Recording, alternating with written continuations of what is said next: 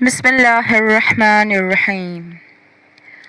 آج کی ویڈیو میں ہم آپ کو بتائیں گے کہ حضرت ابراہیم علیہ السلام کی ازواج مطہرات بی بی سارہ اور بی بی ہاجرہ کے بارے میں۔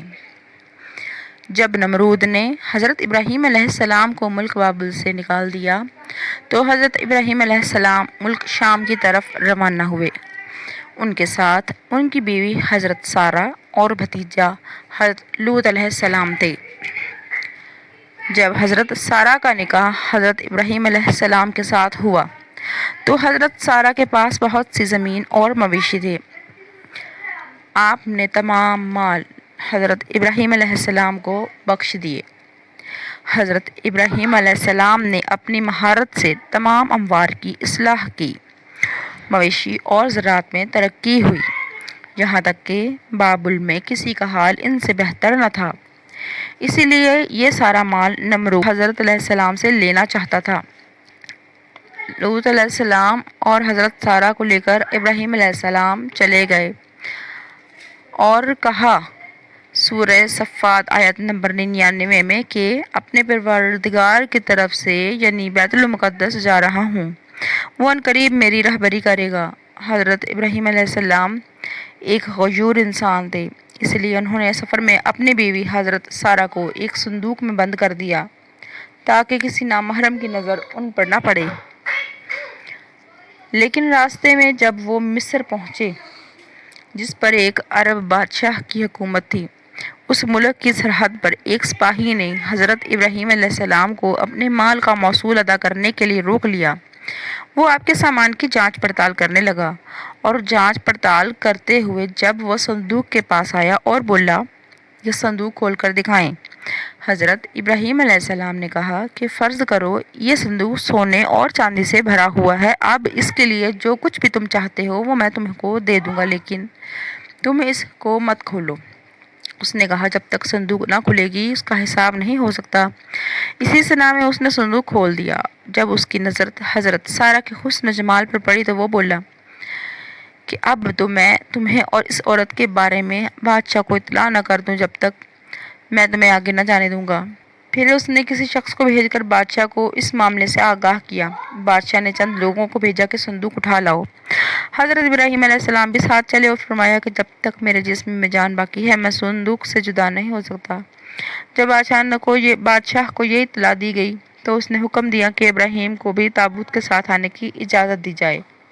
چنانچہ ابراہیم علیہ السلام کو اور ان کو تمام مال کے ساتھ بادشاہ کے پاس لے جایا گیا۔ جب آپ اس کے سامنے پہنچے تو اس کی نظر حضرت سارہ پر پڑی تو اس نے بے اختیار اپنا ہاتھ ان کی جانب بڑھایا۔ حضرت ابراہیم علیہ السلام جو غیرت اور امیت کا سرچشمہ ہیں وہ بہت پریشان ہوئے اور ادھر سے منہ پھیر کر اللہ تعالیٰ سے کہا کہ اے اللہ میرے اہل حرم کو اس شخص کے ہاتھ سے محفوظ رکھنا۔ اسی وقت بادشاہ کا ہاتھ سوکھی لکڑی کی طرح ہو گیا اور اس نے حضرت ابراہیم علیہ السلام سے کہا کیا یہ تمہارے خدا نے میرا ہاتھ خشک کر دیا ہے؟ تو حضرت ابراہیم علیہ السلام نے فرمایا ہاں، میرا خدا غیور ہے اور وہ حرام کاموں کو ناپسند کرتا ہے۔ بادشاہ نے کہا اپنے خدا سے کہیں کہ وہ میرا ہاتھ ٹھیک کر دے، میں آپ کے ہم کے ساتھ کوئی ایسی حرکت نہ کروں گا۔ ابراہیم علیہ السلام نے دعا کی اور بادشاہ کا ہاتھ ٹھیک ہو گیا۔ تاہم اس نے دوبارہ حضرت سارہ دیکھا اور ان کی طرف ہاتھ بڑھایا تو بادشاہ کا ہاتھ پھر سے سوکھ گیا۔ تو اس نے دوبارہ حضرت ابراہیم علیہ السلام سے درخواست کی تو اس پر حضرت ابراہیم علیہ السلام نے کہا کہ اب میں اس شرط پر دعا کروں گا کہ تم پھر سے اپنا ہاتھ آگے نہ بڑھاؤ گے۔ اگر تم نے ایسا کیا اور تمہارا ہاتھ خشک ہو جائے تو پھر تم مجھ سے دعا کرنے کے لیے نہ کہو گے۔ بادشاہ نے یہ شرط مان لی۔ تو ابراہیم علیہ السلام نے دعا کی کہ اگر یہ ٹھیک کہہ رہا ہے تو اس بار اس کا ہاتھ ٹھیک کر دے۔ تو بادشاہ کا ہاتھ اپنی اصلی حالت پر آ گیا اور اس کے دل میں حضرت ابراہیم علیہ السلام کا ذوق بیٹھ گیا اور اس نے حضرت ابراہیم علیہ السلام کی بڑی تعظیم و تکریم کی اور کہا تم بے خوف رہو، تمہاری حرمت اور تمہارے مال سے اب میں باز رہوں گا۔ جس جگہ چاہو جاؤ، لیکن تم سے میری ایک حاجت ہے۔ ابراہیم علیہ السلام نے کہا وہ کون سی حاجت ہے؟ بادشاہ نے کہا کہ میں اپنی بیٹی کو بطور کنیز حضرت سارہ کو دینا چاہتا ہوں۔ آپ علیہ السلام نے منظور فرمایا۔ بادشاہ کی یہ بیٹی کوئی اور نہیں بلکہ بی بی ہاجرہ تھی۔ جن کو بعد میں اللہ کے حکم سے ابراہیم علیہ السلام نے اپنی بیوی کا درجہ دیا اور ان سے حضرت ابراہیم علیہ السلام کو حضرت اسماعیل علیہ السلام عطا کیے۔ حضرت ابراہیم علیہ السلام نے اپنے اہل و اموال کے ساتھ روانہ ہوئے۔ بادشاہ بھی ان کی تعظیم کے لیے ان کے پیچھے چلا۔ اللہ نے ابراہیم علیہ السلام کو وحی کی کہ کھڑے ہو جاؤ اور اس بادشاہ کے آگے نہ چلو جس پر تم قابو پا چکے ہو، بلکہ اس کو آگے کرو اور خود اس کے پیچھے چلو اور اس کی تعظیم کرو، کیونکہ وہ بادشاہی کے باوجود مخلوق کو نچار ہے۔ یہ سن کر ابراہیم علیہ السلام کھڑے ہو گئے اور کہا کہ آگے چلو، میں تمہاری تعظیم کروں، تمہاری عزت و احترام کی وجہ سے تمہارے پیچھے چلوں گا۔ تو بادشاہ نے پوچھا کیا ہوا، تمہارے خدا نے اس کی وحی کی ہے؟ ابراہیم نے کہا ہاں۔